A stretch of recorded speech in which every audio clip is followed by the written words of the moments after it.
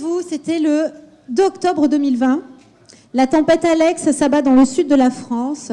Elle se déchaîne dans 3 vallées des Alpes-Maritimes, la Roya, la Tinée et la vallée de la Vésubie. Les dégâts considérables sont évalués à 1 milliard d'euros. Ce sont les plus gros dégâts depuis la Deuxième Guerre mondiale, selon les propos du préfet.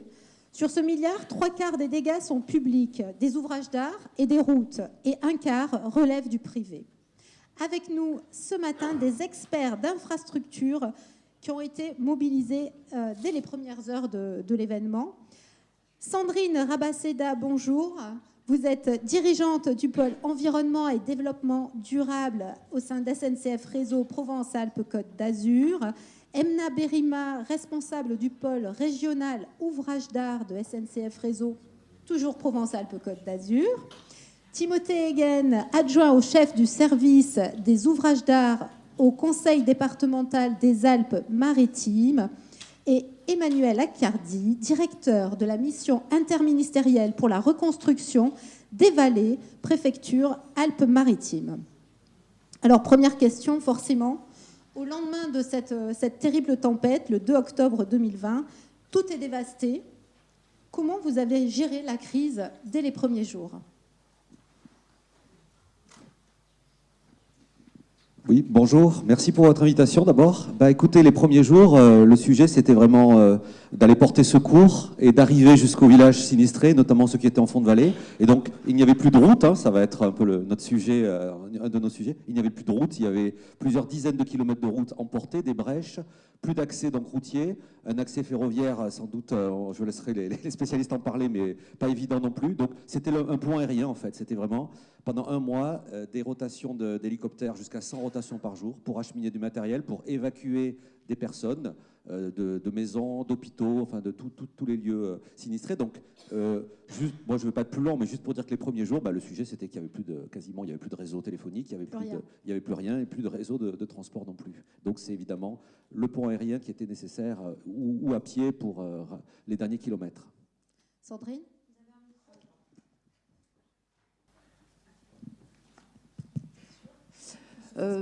Moi, j'aurais aimé qu'on fasse un petit bond en arrière.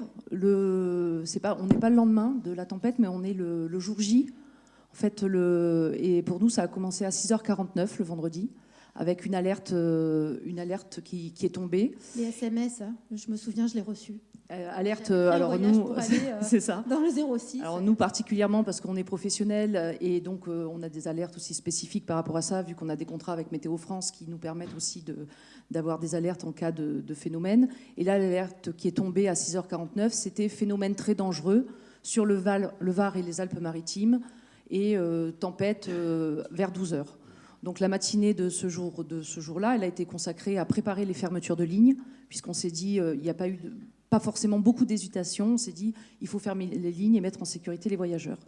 Donc c'était une analyse de l'évolution de la tempête, de où elle allait passer exactement pour savoir quelle ligne on allait fermer, quelle ligne on allait laisser à l'ouverture. Et donc à 12h, stop circulation entre les Arcs, Vintimille et toute Cannes-Grasse et toute la Côte d'Azur en fait a été complètement fermée. Et là, je pense que c'est là où vous avez reçu les alertes. J'étais déçue, mais quand j'ai vu la suite...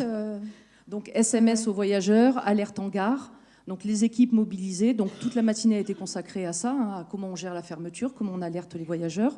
L'après-midi, ça a été la préparation du lendemain, puisqu'il fallait se dire qu'est-ce qu'on va faire sur le terrain. Donc préparation de 3 trains qui vont aller en exploration le lendemain matin suite au passage de la tempête, pour aller voir si on pouvait réouvrir déjà dans quel état étaient les lignes.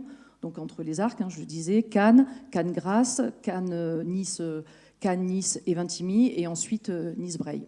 Donc cette décision d'arrêter finalement la circulation, elle a évité aussi beaucoup de... Oui, c'est vraiment une mesure de prévention, c'est de se dire, comme on peut le recevoir aussi personnellement, en disant inondation, ne prenez pas vos voitures, restez chez vous. Donc là, ça a été vraiment la mise en sécurité des voyageurs.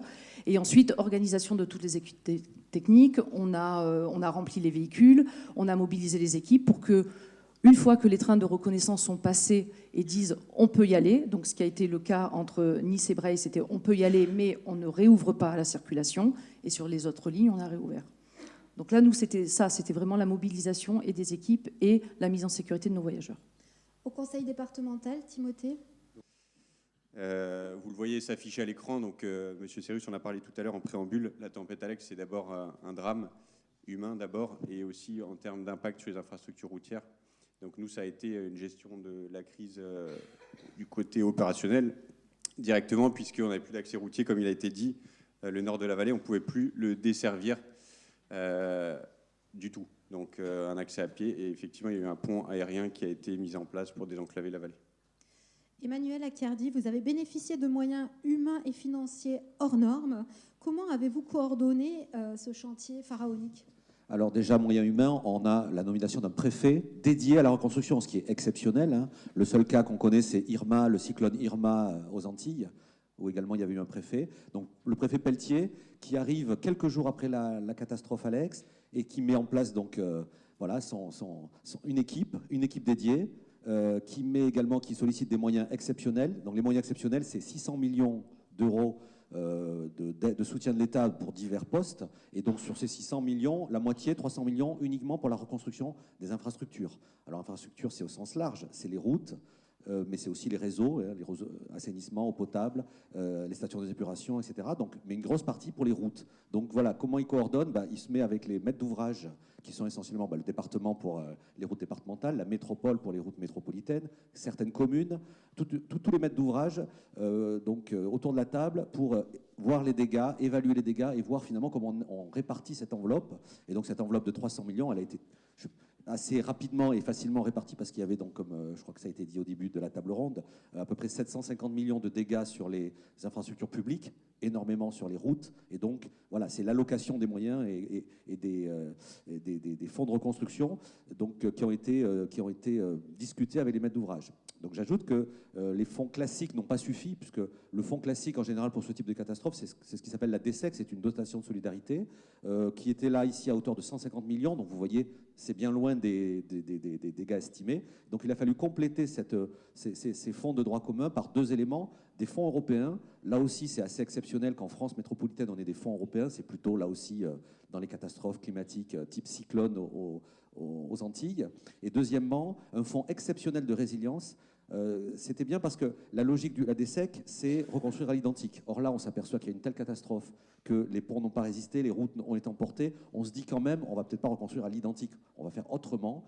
Et donc voilà, comment on a fait, au-delà de réunir les partenaires et au-delà je dirais, de répartir les moyens et les ressources, on a essayé d'imaginer des solutions plus résilientes. Et donc on a créé un comité résilience pour que finalement les porteurs de projets, les maîtres d'ouvrage, présentent des projets davantage résilients et que soient un peu challengés par des experts comme le CEREMA qui était là tout à l'heure, ou comme l'OFB ou l'ONF, qui puissent dire voilà, ça c'est des ouvrages, on espère qu'ils vont tenir le coup pour de prochains événements climatiques. Oui, mais c'est un vrai défi, la résilience cumulée à l'urgence, quoi.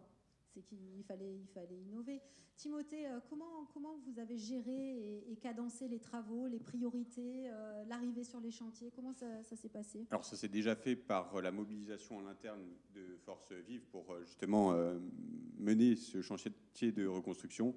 On a créé aussi on a lancé un marché d'urgence qui a regroupé une vingtaine d'entreprises pour justement mobiliser des forces dans la vallée de la Roya, qui est une vallée où c'est très compliqué de réaliser des chantiers. Et donc on s'est organisé comme ça, avec une mission dédiée à la reconstruction, qui nous a permis en interne de piloter et coordonner l'ensemble des chantiers réalisés dans la vallée. On ne l'a pas dit, mais il y avait plus de 200 brèches, même plus que de 230 brèches, c'est-à-dire des trous dans la route en fait, à l'échelle de la vallée, sur les 44 km de route départementale. Et donc ça s'est coordonné avec des moyens spécifiques en fait pour mener à bien les chantiers de reconstruction. Et notre démarche, ça a été de dire oui, il faut reconstruire vite, mais il faut reconstruire mieux. Et donc on a parlé de résilience, et effectivement on s'est inscrit dans cette démarche-là. Et vous êtes arrivé sur les lieux, via des pistes forestières, hein, c'est ça, en 4x4. Alors il y a aussi en parallèle un réseau de pistes forestières, des FCI et des pistes militaires qui ont été réhabilitées en parallèle des travaux de reconstruction de la route pour justement essayer de désenclaver au plus vite les villages.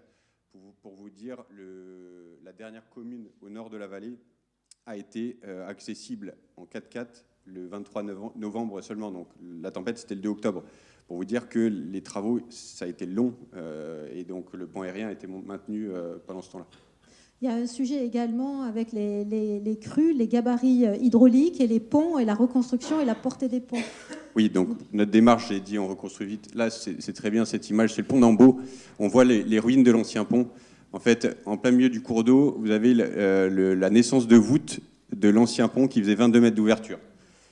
Vous voyez bien que la tempête Alex, elle a ouvert un gabarit hydraulique beaucoup plus large et donc qu'il était impossible de se dire on reconstruit à l'identique pour le coup et on recrée un ouvrage voûte. Notre démarche, ça a été de dire tout ce que la tempête a pris, on lui laisse. Et donc on a franchi d'une seule portée le cours d'eau à cet endroit-là avec un pont en arc de 75 mètres de portée. Et donc ça nous a permis de multiplier par 5 le gabarit hydraulique pour tenir compte de nouveaux événements climatiques extrêmes comme on l'a connu avec la tempête Alex. Donc ça a été la démarche de reconstruction des ouvrages d'art. Je me tourne vers notre tandem féminin de SNCF Réseau. Comment vous êtes-vous organisé pour les diagnostics et l'engagement des travaux ?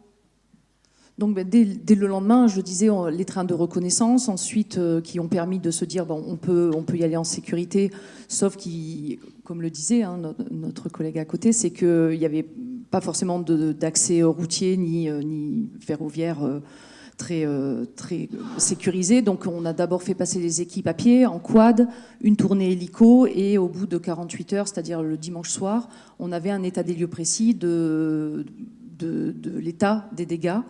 Et donc, dès la semaine qui a suivi, la mise en œuvre et l'organisation des équipes pour aller, alors d'abord des équipes des broussaillards et ensuite équipes techniques qui permettaient au fur et à mesure de conforter les ouvrages. Donc ça, c'est Emna qui reviendra plus largement.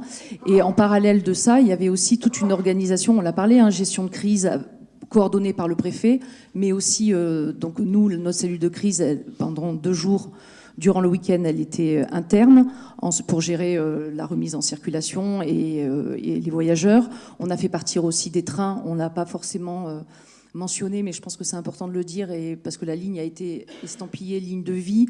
On a pu apporter de l'eau dans les communes, on a pu apporter des vivres. Et donc, c'était des choses aussi à mettre en œuvre, à organiser pour l'exploitation de cette ligne. Ça veut dire aussi que la ligne ferroviaire dans la vallée était...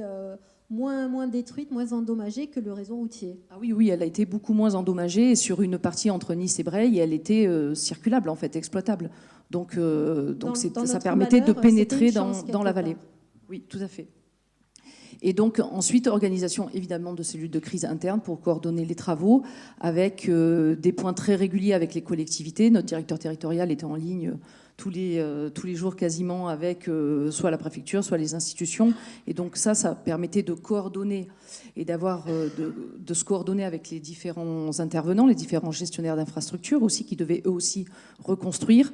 Et surtout d'avoir cette posture de transparence qui a permis tous ensemble de prendre des risques et de se dire on y va, on n'y va pas, on y va comment, et de s'organiser comme ça au fur et à mesure. Des nuits très courtes, je crois, pour toutes les équipes. Emna. Effectivement, des nuits très courtes. Bon, je reviens sur la première semaine, donc pour être complémentaire à ce qu'a dit Sandrine. On a mis en place rapidement, effectivement, en parallèle de ces réunions de crise, des réunions intermétiers, donc les métiers de génie civil, ouvrage d'art, ouvrage en terre, mais aussi les métiers signalisation, télécom. Bon, la voie n'est pas électrifiée, donc on a dans notre malheur, on a une petite chance. Et sinon, on a aussi mis des cellules de crise mis en place, mais directement. Et quand on vous dit direct, c'est tous les jours, ces réunions ont eu lieu tous les jours pendant 3 mois. Et au-delà des 3 mois, on a eu un jour sur 2 jusqu'à la réouverture de la ligne 7 mois après. Donc il fallait avoir du souffle et l'adaptabilité. Donc le choix a été fait de monter à partir de Breil, de réouvrir progressivement la ligne. Donc on visitait nos ouvrages donc visuellement au début, mais après on est allé les inspecter avant de rouler dessus. Et bien évidemment en regardant un peu l'état de l'ouvrage, les archives si on avait, parce que de mémoire c'est une ligne qui était complètement italienne, qui a été basculée française, qui a été reprise. Donc on n'avait pas les archives de tous les ouvrages. En les inspectant, on a essayé quand même de ne pas prendre de risques. Donc notre mot d'ordre, c'était l'analyse de risques tout au long de la gestion de cette crise. Donc on a visité à fur et à mesure, on montait vers donc Fontan, on a réouvert jusqu'à Fontan et après on est allé jusqu'à Saint-Dalmas-de-Tende, mais pas vers la gare parce qu'on pouvait pas franchir l'ouvrage. On a mis en place, du coup, on a arrêté la circulation à Saint-Dalmas-de-Tende, mais on a mis en place une halte provisoire. C'est rare qu'on le fait, hein, une halte provisoire pour pouvoir desservir Saint-Dalmas. Donc une gare provisoire. Une gare provisoire. Au bout de 3 semaines, ça a été. Donc la ligne a été réouverte 1 semaine après. Une semaine après la catastrophe ? Oui, jusqu'à Saint-Dalmas-de-Tende. Bien évidemment avec des mesures conservatoires, hein, donc des surveillances renforcées sur les ouvrages impactés. Donc sur cette ligne-là, on a environ 359 ouvrages, hein, de mémoire, dont beaucoup de tunnels. Et sur les 359, on en avait quand même 20 qui ont été touchés, fortement touchés. Hein. Donc on a mis de l'inspection visuelle, on a mis de l'inspection renforcée et on a mis des capteurs rapidement. Dans la semaine, pareil, au bout d'1 semaine, on a mis des capteurs un peu partout sur les ouvrages sensibles. Avec des résultats en direct. Hein. Quand on a mis des capteurs, on reçoit toutes les 15 minutes l'évolution du glissement ou de l'impact avec nos portables, avec nos téléphones, de ce qui se passe. Bon, ce n'est pas l'essentiel de recevoir les résultats, c'est plutôt les analyser. Donc, c'est là où on a énormément compté aussi sur nos collègues du CEREMA qui nous ont énormément aidés, hein, sur la gestion, et particulièrement, bon, je passe pour parler un peu du mur à arcature, peut-être la slide d'avant. Ce qui s'est passé, c'est qu'il y avait un mur ce que vous voyez en rouge, c'est un mur de berge qui a été emporté, un mur de berge de 60 mètres de long qui a été emporté et qui a érodé par le bas, le talus, ce qui a fait en sorte que la peau de 2 à 3 mètres de couverture a glissé et est partie avec la crue. Et ce qui a déstabilisé notre mur donc c'est un mur qui fait peut-être c'est plus facile pour moi. Donc c'est un mur qui fait 120 mètres de long avec 15 mètres de hauteur. Et en contrebas, on est à peu près à 35 mètres de contrebas de la Roya. Donc ce mur a été déstabilisé et vu qu'on a réussi à mettre les capteurs et toutes les mesures conservatoires dessus, on roulait à 10, hein, on a roulé à 10 quand même provisoirement, on s'est rendu compte au bout de 3 semaines qu'il glissait et que le glissement de l'ouvrage, il était... clairement, il fallait faire quelque chose. Toute la difficulté, comment gérer cette crise. Donc, on a mis en place un COTEC et un COPIL journalier, en plus des réunions intermétiers. Donc, c'était tous les soirs, hein, avec notre directeur territorial, mais pas que. Ce qui était agréable, et je reviendrai peut-être dessus, c'est la gestion de cette crise où tout le monde a pris en sa charge cette responsabilité à son niveau, tout en essayant de communiquer, et autant les agents sur le terrain, les ingénieurs dans les bureaux d'études. Bien évidemment, on a travaillé pas que avec les personnes qui étaient dans notre région, on a eu beaucoup de renforts d'autres régions pour travailler. Et donc voilà, donc le mur aujourd'hui, après 7 mois de travaux, bon, je vous laisse les chiffres affichés, après 7 mois de travaux, le risque c'était en faisant le travail, ce que je voulais finir, c'est que prendre la gestion... Non, allez-y. La particularité, c'est de se dire est-ce qu'on accepte ou pas de prendre le risque de faire ces travaux parce que les travaux accélèrent le glissement. Justement, c'est ce que j'allais vous dire, parce que quand on a préparé cet événement ensemble, à un moment, je lui ai dit franchement, mais Emna, vous n'êtes pas posé la question c'est infaisable de reconstruire, c'est trop, est-ce qu'on va y arriver ? Ah ben, on n'était pas sûr d'arriver. Et en fait, on a lancé une autre équipe qui a commencé à dimensionner un viaduc à côté. On n'a pas perdu le temps. Pendant ces 3 mois, on avait une équipe qui nous estimait la reconstruction, et le temps de fermeture de la voie qui pouvait y aller jusqu'à presque 3 ans de fermeture de voie. Parce que s'il y a un glissement du versant, il ne faut pas y aller venir mettre les piles sur un versant qui glisse. Donc il fallait mettre des piles un peu plus loin. Donc c'était un vrai viaduc qu'il fallait faire, avec peut-être 200 mètres de longueur, avec des piles qui faisaient 50 ou 70 mètres de hauteur. Donc, on a vu le prix de 80 millions environ. Et avec 3 ans de fermeture, on a quand même... Bon, on l'a fait en parallèle, parce que franchement, ce n'était pas un pari. Je n'aurais pas parié de pouvoir sauver l'ouvrage du mur à arcature, qui aujourd'hui a glissé de 54 mm en sa totalité. Et on peut saluer les équipes d'intervention qui sont intervenues nuit et jour. Oui, c'était un chantier nuit et jour. On s'est arrêté les 3 jours dans le froid, dans la neige, parce qu'il fallait chauffer aussi avec des bâches. La technique en verticale. C'est une vraie prouesse. On a eu 20 000 heures de travaux acrobatiques, si je ne me trompe pas, ouais, à peu près, de travaux acrobatiques. Samedi, dimanche, nuit, jour, on continue. On a eu des glissements très importants. Moi, je sais de saluer aussi... nos collègues du CEREMA qui nous ont aidés sur l'analyse des statistiques qu'on devait parce que c'était plutôt interprété, ce glissement, la vitesse de glissement. Les travaux ont accéléré le glissement de l'ouvrage, mais sans les travaux, on n'aurait sûrement pas réussi à le maintenir. Et une question qui s'adresse à vous tous. Comment vos services ont-ils appréhendé le défi de l'urgence de reconstruire et la spécificité des travaux en rivière? On l'a évoqué vaguement, rapidement avec Timothée. Mais il y avait aussi des freins réglementaires et administratifs. Allez-y.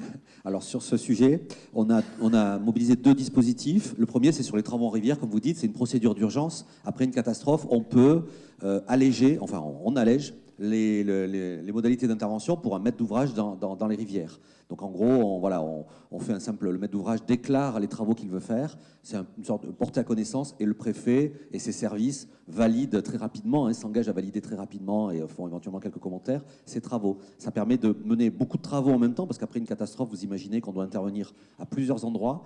Là, on a une catastrophe qui est sur 3 vallées. On a parlé de la Roya avec le mur à arcature, mais en fait, il faut imaginer qu'on avait 3 vallées touchées, ce qui représente à peu près une trentaine de communes, et donc il fallait intervenir sur des linéaires très importants. Donc ça, c'est le premier sujet. C'est vraiment le Code de l'environnement qui permet cette facilité. Elle a duré pour Alex à peu près 1 an et demi, donc jusqu'à fin de l'année 2021. Donc on pouvait déclarer ces travaux jusqu'à la fin de l'année 2021, et ensuite ces travaux pouvaient se poursuivre au-delà. Et intéressant, vous savez qu'on a eu une tempête Aline 3 ans après la tempête Alex. Elle a été réactivée, et donc cette procédure d'urgence a permis de réactiver évidemment des travaux de réparation pour Aline, mais du coup certains travaux d'Alex qui n'étaient pas terminés ont pu bénéficier du fait de réactiver cette procédure d'urgence. Les maîtres d'ouvrage avaient cette facilité. Et le deuxième sujet, c'est sur les marchés publics, c'est l'urgence impérieuse. Ça permet de faciliter la passation de marchés publics. C'est-à-dire ça ne dure pas 3 mois. On est dispensé de concurrence. Alors là, c'est à l'appréciation. La durée, c'est pas une durée dans le temps. Autant la première procédure, il y a une date de fin, donc c'est assez clair. Autant là, c'est à l'appréciation du maître d'ouvrage qui dit que voilà, il a besoin de faire des travaux d'urgence, par exemple enlever des embâcles, préserver des habitations. On est vraiment dans des sujets de sécurité publique. Donc, il s'exonère de mise en concurrence, donc il désigne l'entreprise, et c'est comme ça qu'on a pu faire, puisque c'était un peu le sens de votre question, la conjonction de ces deux outils a permis d'essayer d'aller le plus vite possible. Néanmoins, je tiens à dire quand même que la catastrophe, c'était il y a 4 ans, et là, pour le coup, il y a encore un certain nombre de choses qui restent à faire, malgré tout ce qu'on a pu, à la fois les moyens humains, les moyens financiers, les facilités réglementaires. L'ampleur de la tâche est telle qu'on voit bien que quelques années après, on n'a pas tout à fait terminé, quoi. Sandrine, sur les... Oui, c'était un rapide témoignage par rapport à ce qui vient d'être dit. C'est vrai qu'en tant que maître d'ouvrage, cette procédure d'urgence en matière de loi sur l'eau, elle a été hyper bénéfique et utile, puisque moi je sais qu'à chaque fois les équipes me faisaient remonter les caractéristiques techniques. J'envoyais un mail à la DDTM en disant voilà, on a prévu tel travaux, est-ce que c'est OK? Quand ça posait un peu plus question, on avait une réunion rapide de Calais avec l'Office français de la biodiversité pour valider que nos aménagements n'avaient pas des impacts énormes sur la biodiversité et qu'on le faisait en prenant toutes les précautions qu'il fallait sur l'amener des matériaux, les retirer, où on les place.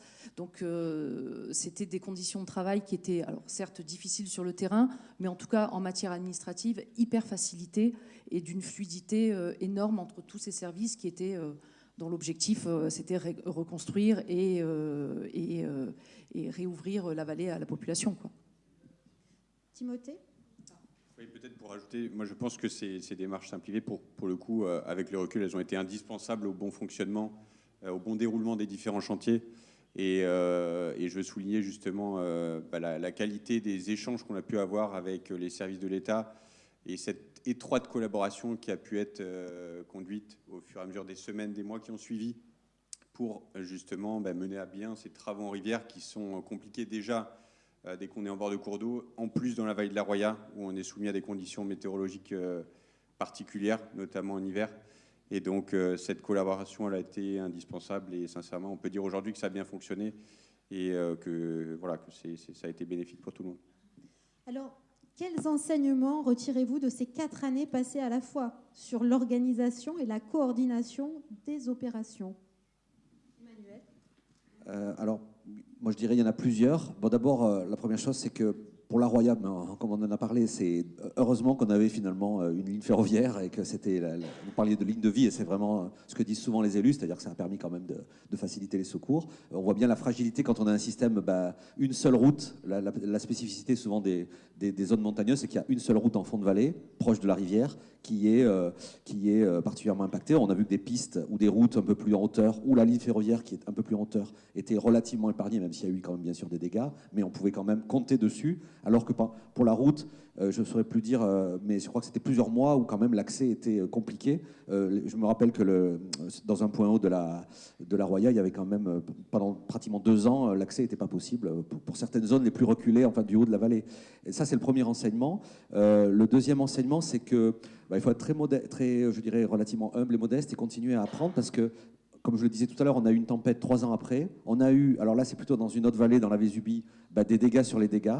On a vu que des choses qui étaient déjà en train d'être construites ne résistaient pas, alors qu'à Lynn, finalement, c'était une pluie d'automne, certes importante, mais une pluie classique. Mais simplement, le fait qu'il y ait eu Alex 3 ans avant avait évidemment complètement bouleversé la morphologie des cours d'eau, la géomorphologie des cours d'eau.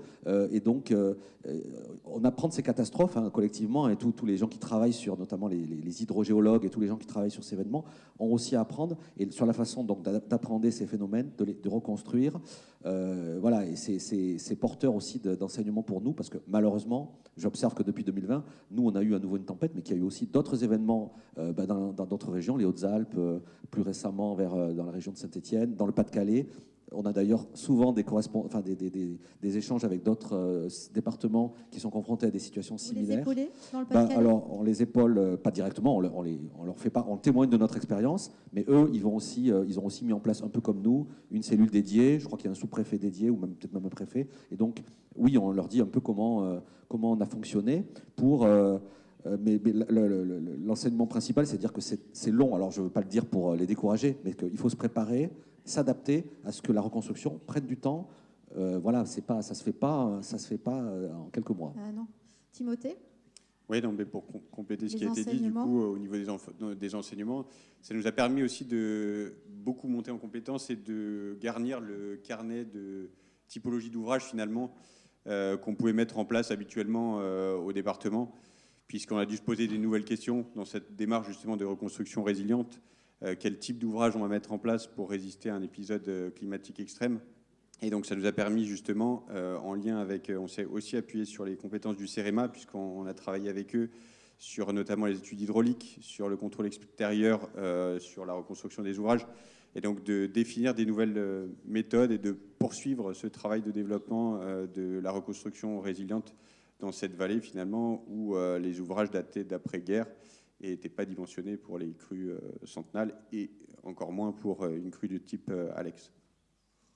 Sandrine, quels enseignements retirez-vous de ces 4 années en termes d'organisation, de travail, de prospective, de préparation ? Il y a plusieurs sujets. Il y a le sujet, en effet, vous le disiez, sur on a vu Aline qui est repassée par là et d'autres pluies. Et ce qu'on constate, nous, sur nos ouvrages, c'est qu'il y a des ouvrages qui n'étaient pas sensibles avant la tempête Alex et qui le sont maintenant. Et ça pose énormément de questions, puisqu'on se dit que les cours d'eau ont été mobilisés d'une certaine manière. Et maintenant, ils ont une vie une façon d'évoluer qui est différente de ce qu'on connaissait avant. Et ça, je pense que c'est des enseignements qu'il faut alors des enseignements, je ne sais pas, mais en tout cas une réflexion qu'il faut qu'on porte à se dire que tout ça, c'est mouvant en fait, et qu'avec tous ces phénomènes qui vont s'aggraver, on le sait bien, qui vont être de plus en plus fréquents et de plus en plus intenses, il faut vraiment avoir une réflexion là-dessus, être beaucoup plus au niveau politique, public, être moteur sur ces sujets avec des diagnostics beaucoup plus forts. Et l'étude de vulnérabilité que mène la région mène aussi là-dessus. C'est ça qui est intéressant, de mobiliser tous les gestionnaires sur ça. Donc ça, c'est plus une réflexion un peu rapide, en se disant que voilà, il faut se préparer à avoir d'autres choses. Les mouvements sismiques aussi dans la région. Oui, alors là, on n'a pas encore trop subi ça, mais si les deux se cumulent, voilà, ça va être compliqué. On a aussi sur le management agile, des projets, ça on peut tous le dire, que des crises comme ça, elles permettent de mobiliser des équipes. On a tous un objectif, que ce soit les services de l'État, que ce soit les maîtres d'ouvrage, et donc on se rend compte qu'on pourrait faciliter nos projets tous les jours. en ayant des fonctionnements un peu plus agiles, un peu plus coordonnés, un peu plus transparents. Et le troisième point, moi, que je voulais aborder, c'était le sujet, alors c'est plus une ouverture, c'est de se dire que, alors ça a super bien marché, on a super bien géré la crise. En revanche, alors c'est pas en revanche, mais les travaux de reconstruction, c'était un peu au coup par coup. Chacun, c'était de l'urgence en fait. Empirique ? Alors pas empirique, on les réalisait, mais peut-être moins coordonnés. Et ce qu'on se dit après coup, c'est que, alors on sait faire des scénarios de gestion de crise. En revanche, des scénarios de reconstruction coordonnés, réactives, et du coup qui soient efficaces et efficientes, ça, je suis pas sûre qu'on en ait. Des fois, les plans Orsec amènent ce genre de réflexion, mais pas forcément. Voilà. Donc, c'est plus une question ouverte à se dire qu'il faudrait anticiper de la reconstruction coordonnée.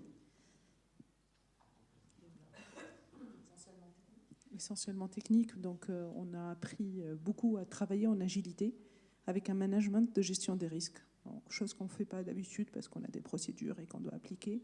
Là, clairement, c'est la gestion par les risques.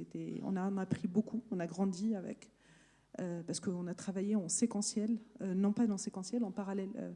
D'habitude, on va faire le diagnostic et on a vraiment des séquences. Et là, on a travaillé en parallèle et on a adapté en étant agile. Donc, je reviens à dire. Et après, on a appris beaucoup sur la surveillance de nos ouvrages. On a une surveillance qui est quand même assez correcte parce qu'on connaît nos ouvrages et ça, c'est bien. Mais on a appris beaucoup sur comment réaliser les surveillances renforcées et comment plutôt s'adapter à ce niveau et adapter du coup nos projets futurs pour prendre en considération ces phénomènes au mieux qu'on peut, particulièrement sur les murs de berge, quoi. Merci Amna, merci pour ces témoignages vibrants. Est-ce qu'il y a des questions, des réactions dans la salle ? Monsieur Copé. Merci. Merci. Bravo, d'abord un grand bravo pour ce qui a été fait à cette occasion. Merci.